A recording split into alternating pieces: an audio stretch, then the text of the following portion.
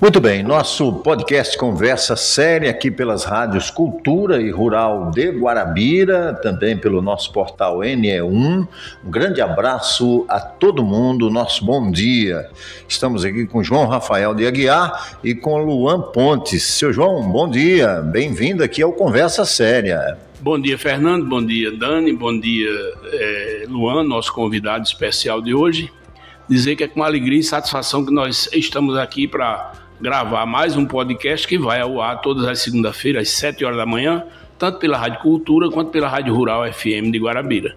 E também fica permanente no Instagram e no portal NE1 Notícia. É um costume que já tem de todos os internautas, a maioria dos ouvintes, participarem e ouvir esse programa. Então eu quero mandar um abraço a todos os meus amigos ouvintes que costumeiramente estão ouvindo. Eu recebo muita solicitação com relação a isso. Não vou poder mandar um abraço para cada um porque eu vou correr risco de não falar no nome de todos, é claro. E automaticamente eu quero mandar um abraço a todos os meus amigos ouvintes e dizer que se inscreva, né? Dê um like, puxe o sininho, porque todas as vezes que nós tivermos uma gravação, você vai ser o primeiro a ser solicitado a ouvir. Entendeu? Muito bem.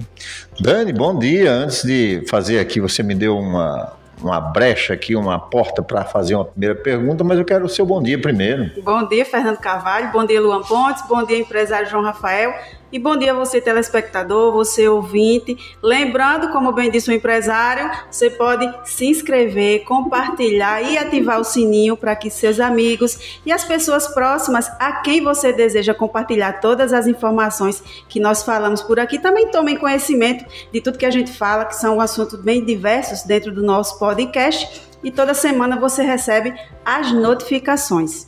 Muito bem, então vamos abrir, já que temos aqui a tarefa. Eu queria que você, Luan, que é jovem, mais experiente, né, fizesse aí uma abertura, como foi para você chegar hoje a ser contador, ter seu escritório. Fale um pouco da sua família, faça uma abertura da sua história para a gente aqui. Bom dia, Fernando, bom dia, Dani, bom dia, empresário João Rafael. Quero dizer que é uma honra participar desse podcast hoje, o Conversa Séria, bem falado na cidade de Guarabira, bem visto, né? Então é um prazer imenso estar aqui. Fernando, a minha história começou há muito tempo, ali em 2015, quando eu decidia cursar entre odontologia e contabilidade. Me atraía muito pelo curso de odontologia, mas pelo destino, caí na contabilidade e hoje, graças a Deus, a gente tem um escritório em Guarabira. Hoje somos coordenadores da sala do empreendedor, junto com o seu João Rafael, secretário do comércio de Guarabira. E decidi entrar na área de contabilidade pelo destino, como eu disse. Antes, trabalhava com meu tio, Paulo, no supermercado, e comecei a participar da licitação pela empresa dele. E uma coisa foi atraindo a outra e caí na área de contabilidade e hoje estamos aqui. E Luan, você que é contador, também faz parte da Secretaria de Indústria e Comércio, estamos aí vivendo uma fase de declaração de imposto de renda. Quais são os maiores desafios, você que trabalha na área, para esse momento aqui que o brasileiro está vivendo? Hoje é um desafio para você como contador e também para a pessoa que procura os seus serviços. Hoje a inflação tá subindo, né? A taxa Selic subiu e estamos nesse período de imposto de renda. Todo ano é a mesma correria, né? Uhum. Todo ano, graças a Deus, há 5 anos a gente vem trabalhando, declarando. O período de declaração se iniciou-se agora dia 17 de março e vai até o dia 30 de maio. Para quem tem a obrigação hoje, quem tem a obrigação? Pessoas que tiveram rendimento acima de 33.888, ou que operaram na Bolsa de Valores, ou que tiveram rendimentos isentos e não tributáveis acima de 200 mil. Então, tem vários fatores que lhe obrigam a fazer a declaração de imposto de renda. Quem tem ganho de capital, também sobre venda de bens e direitos, também tem a obrigação. Então, é um leque, hoje, que a Receita Federal obriga a população a declarar. Luan, e se, por exemplo, eu vou declarar, eu tive um rendimento normal, mas tive também aluguéis de pessoa física.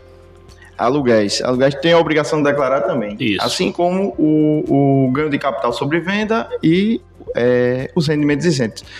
Tende a obrigação, se estende a quem tem aluguel e a quem tem outro tipo de rendimento. Certo. E a declaração de pessoa jurídica, qual é o prazo limite? Como nos últimos anos, Sr. João, o prazo limite para a declaração de pessoa jurídica é 31 de julho. Certo. Esse ano. E aí, Luan, minha pergunta se estende para você e também para o empresário João Rafael. O governo tem esse plano de isentar as pessoas que ganham até R$5.000 do imposto de renda, da declaração do imposto de renda a partir de janeiro do próximo ano. Luan e depois o empresário, como é que vocês enxergam essa proposta aí para o bolso do brasileiro e também em questão financeira e econômica para o país e até para os municípios? Se você já tem uma opinião sobre. Olha, acredito que foi aprovado agora, né? Acredito eu que para quem vai declarar é muito bom, né? Porque o limite hoje se estendendo a 5 mil desobriga muita gente, mas para a economia, o Sr. João que entende mais pode falar, acredito que vai prejudicar um pouco. Exatamente, porque aí o ganho passa a ser R$60.000 anual.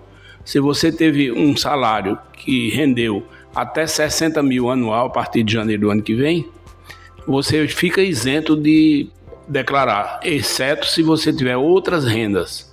Aí se você tiver outras rendas, você continua obrigado a declarar, porque o limite é até R$60.000 anual, o que corresponde a R$5.000 por mês. Agora, o que se entende é que os municípios estão preocupados porque a renda do município, que é o FPM, naturalmente grande parte vem do imposto de renda pago pelos contribuintes. Na medida que isenta uma parte dos contribuintes, há uma tendência da queda, mas isso eu acredito que não pesa tanto, porque no governo Bolsonaro ele reduziu o imposto de renda em 7%, se não falha a memória, foi 7% a redução geral do imposto de renda. E não houve essa queda para os municípios. Pelo contrário, os municípios ficaram com dinheiro. Então, eu acredito que é uma questão de organização administrativa. Porque os municípios vão ter que entender que mais cedo ou mais tarde vão ter que criar renda própria. De onde vão tirar, eu não sei, mas tem que se organizar para tirar renda própria. É tanto que a reforma tributária que está sendo discutida e deverá ser aprovada em breve, ela traz as condições de que os municípios têm autonomia para cobrar os seus impostos, entendeu? Embora vai ser incluso numa taxa só, mas serão, como o Simples Nacional, Luan é contador e sabe que o Simples Nacional é uma guia só para pagar todos os impostos, mas são separados, Estado e município. O próprio governo federal já faz a separação na hora dos pagamentos. Então eu acho que é a mesma coisa com a nova reforma tributária. Agora o município tem que correr atrás. O município está extremamente contra a lei se dispensar IPTU, ISS, não pode ser dispensado, tem que ser cobrado. Então, justamente essa é uma dúvida que eu tenho. Será que isso que foi perdido, de certa forma, não vai ser extraído através de outro tipo de imposto também dentro desse caso? Olha, Dani, você tem que entender que sai do bolso do contribuinte. Não tem jeito. Todo e qualquer benefício. Para tentar ressarcir essa perda, Bolsa né? Família, doação de gás, doação não sei de que o governo federal faz, não pensa que ele está fazendo do salário dele, ele está tirando do contribuinte. Do imposto que nós pagamos, da vez que nós vamos no supermercado, comprar um objeto, ou numa loja qualquer, comprar qualquer objeto, naquele objeto está incluso a toda a tributação, e naquela tributação é que vai para os cofres do governo, a arrecadação é feita através dos impostos. E feita através dos impostos, isso aí vem para os municípios. E na medida que chega no município, o município vai ter que saber como gastar. Agora, é claro e evidente que vão ter que fazer economia e buscar receita própria. Um município como o de Guarabira, ele tem uma receita própria altíssima, não só do ISS e do IPTU, mas também do ICMS, que é a circulação de mercadoria e serviço. Então, se você analisar isso, tudo que é faturado, por exemplo, vou dar um exemplo, a nossa empresa, o ano passado, em 2024, ela recolheu, de ICMS estadual, ela recolheu quase 7 milhões de reais. 25% vai para o município. Isso é uma obrigação, isso é uma lei. O governo estadual, a Cefaz, a Secretaria da Fazenda, ela tem uma obrigação de fazer a distribuição do rateio. Tudo que é recebido através do ICMS para o governo do estado, 75% fica para o governo, isso seja de multa, seja de tributo, de qualquer forma, mas 25% vai para os cofres dos municípios. Ou seja, o município agora vai ter que reconfigurar a sua forma de adquirir esse dinheiro, né, Luan, que foi ali, que não pode mais tirar aí através das declarações, né, de quem ganha até R$5.000. Isso, é como o seu João disse, o município vai ter que arrumar uma forma de arrecadar recurso próprio para poder suprir a necessidade que vai ocorrer, né, no próximo ano. Uma coisa eu lhe digo, não penso que vai melhorar. Para o trabalhador, para o contribuinte, não melhora, só piora. Porque desde que o Brasil ficou independente de Portugal, que o objetivo é cobrar impostos e mais impostos e mais impostos. É tanto que eu acho que vocês já viram uma frase chamada Quinto dos Infernos. Já. O que é que significa Quinto dos Infernos? É porque, na época, tudo que era produzido no Brasil teria que ser teria que ser destinado aos cofres públicos do governo. E o pessoal reclamava, quando o fiscal chegava para buscar o quinto, eles diziam, o quinto vai buscar o quinto dos infernos. Então ficou essa frase, Quinto dos Infernos. E na nossa cabeça o Quinto dos Infernos é a parte mais profunda. É aqui mesmo, e agora não é mais um quinto, não. Mesmo.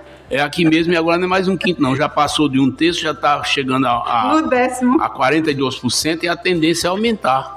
E nós vamos continuar trabalhando para sustentar a mordomia dos governos, de uma forma geral. Não é só o governo federal, é o governo municipal, é o governo estadual. Sempre tem a farra do gasto, da gastança. E sai tudo do bolso do povo. Tudo contribuindo. Eu vou contribuir, Dani, com essa história, até do Quinto dos Infernos aqui. Em 1922, iniciou, então, a instituição do Imposto de Renda no Brasil, em 31 de dezembro. Em 1924, a criação da Delegacia Geral do Imposto de Renda.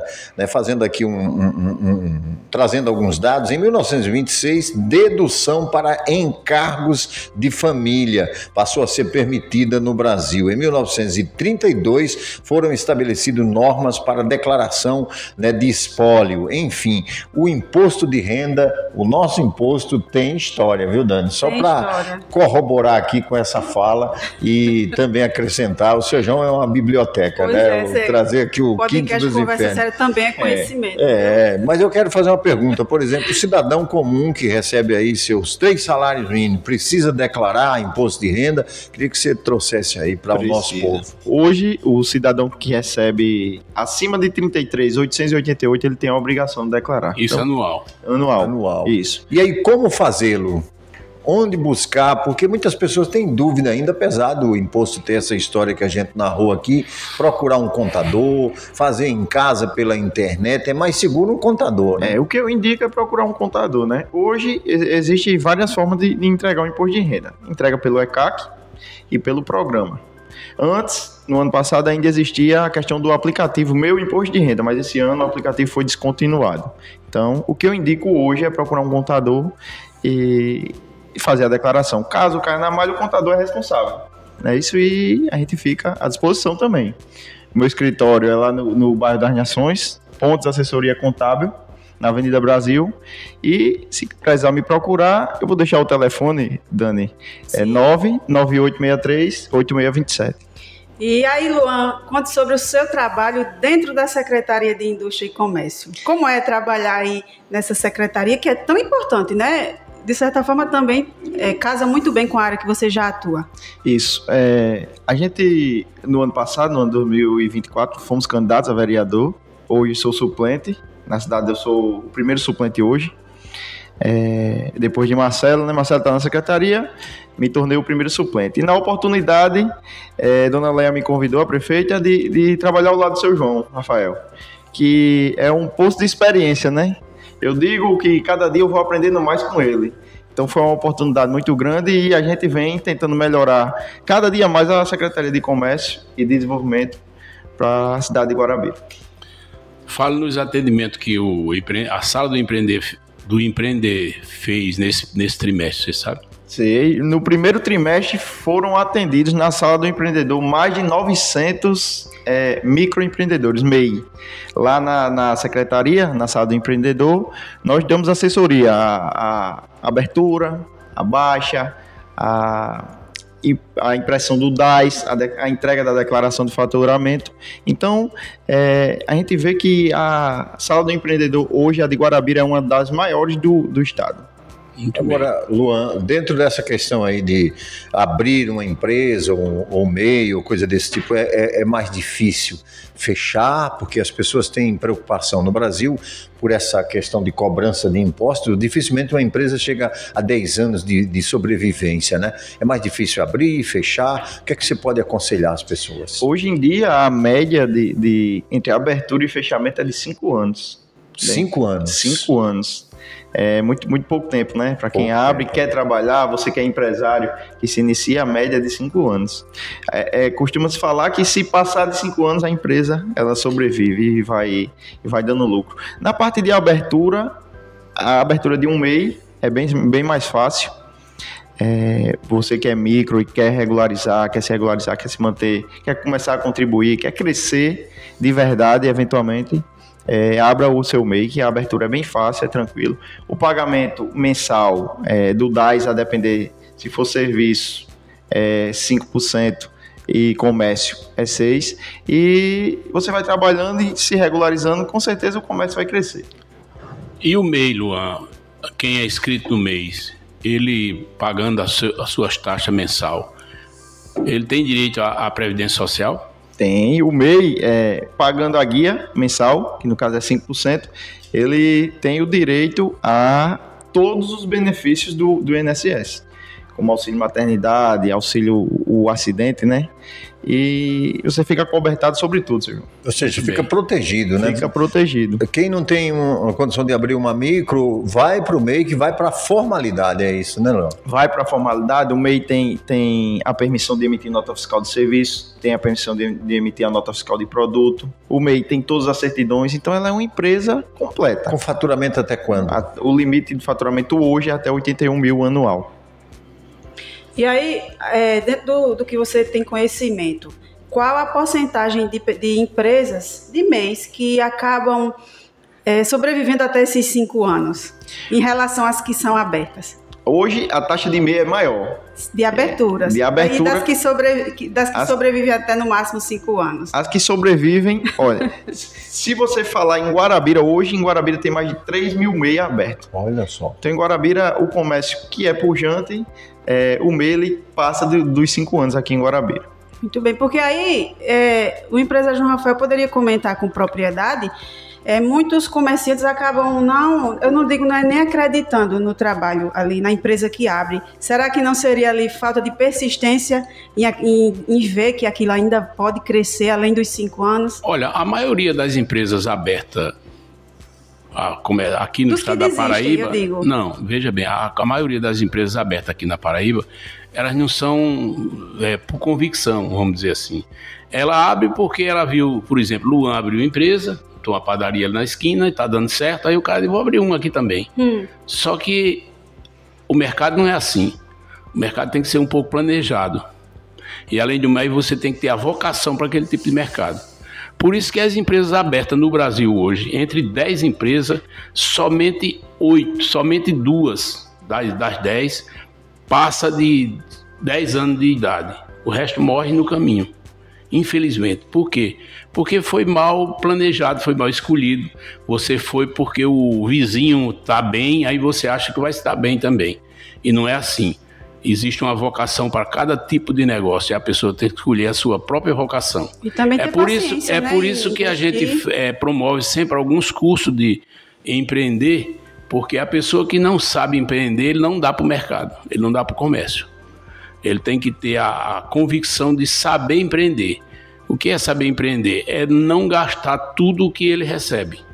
Se ele gastar apenas parte, ele vai conseguir sobreviver. Se ele gastar tudo que recebe, ele não tem nenhum tipo de prosperidade. E ele, Dani, Luan e João Rafael, ele quando sai, por exemplo, de uma empresa para abrir o seu próprio negócio, ele não pode levar o vício da empresa que ele trabalhava, porque lá no próprio negócio dele ele vai ser a pessoa que varre, que cuida, que abre, que fecha, que apaga a lâmpada, porque senão as contas vêm e não vence, né, Luan? Às vezes a pessoa diz, o senhor João deu um ótimo exemplo.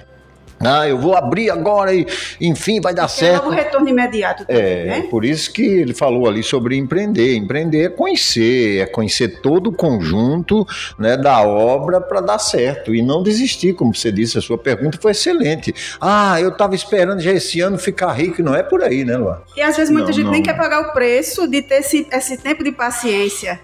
E começar de baixo. Eu já recebi, inclusive, Fernando, até com uma indagação de um amigo, perguntando como é que faria na vida empresarial para ficar rico. Eu disse, rapaz, se você descobrir, me avise, porque eu tenho 55 anos de mercado e não consegui ainda. Essa sua pergunta encaixou exatamente com essa pergunta que esse amigo fez. Mas é isso, né, Luan? Na prática, você tem que passar até receber um conselho de um contador, né? Não, com certeza. Quando você vai se regularizar, o indicado é procurar um contador, você vai ter uma consultoria, o contador vai explicar o passo a passo, como vai funcionar a abertura, o funcionamento, vai indicar o que é melhor para o cliente, né? E falando sobre no início do meu escritório eu passei 3 meses com 2 clientes. Olha. Se eu tivesse desistido, hoje não estaria onde eu estou e crescendo ainda mais. Muito bem, estamos no nosso podcast Conversa Séria, recebendo aqui o contador Luan Pontes, com a sempre participação especial do nosso diretor-presidente do Grupo João Rafael, um dos grupos que mais cresce no Nordeste do Brasil, e é de Guarabira, é made in Guarabira, gostasse? Já que China e Estados Unidos estão na moda, made in Guarabira. Papo bom aqui, nós dois aqui que não estamos nessa linha e vamos aprendendo, né, Dani? Nós não somos made in Guarabira? Eu já sou made in Guarabira, eu tenho a cidadania, você não tem ainda, né? Mas vai ter, se Deus quiser, logo você vai receber esse batismo. Eu recebi em 2005, 2006. Mas voltamos aqui pro papo, né? Sim. Estamos chegando ao final de mais um podcast do nosso Conversa Séria com o empresário João Rafael e hoje recebendo também o contador Luan Pontes, falando aqui sobre assuntos de grande interesse para a população de Guarabira e região e para você que nos assiste, seja lá de onde for, do Brasil inteiro, que é imposto de renda, economia, tudo que faz parte aí, que mexe com o bolso do brasileiro. Muito obrigada, Fernando Carvalho, mais uma vez participando aqui do nosso podcast. Obrigada, empresário João Rafael. E Luan Pontes, nosso convidado. Eu só tenho a agradecer ao seu João Rafael, a Dani, a Fernando, ao Conversa Séria, dizer que é um aprendizado também estar aqui, viu? Muito obrigado. Eu agradeço a vocês, agradeço a Luan que ter recebido o nosso convite e ter aceito. Dizer que é uma satisfação trazer sempre pessoas que têm conhecimento na área, principalmente nessa área contábil, que é uma das áreas muito difíceis. O bacharel em contabilidade tem uma responsabilidade tremenda. Tanto que eu já assisti uma palestra e depois no final, quando terminar o podcast, eu vou contar a vocês a palestra que eu recebi sobre contador e advogado. Sim. Entendeu? É uma função interessantíssima, a função que é exercida pelo contador. Entendeu?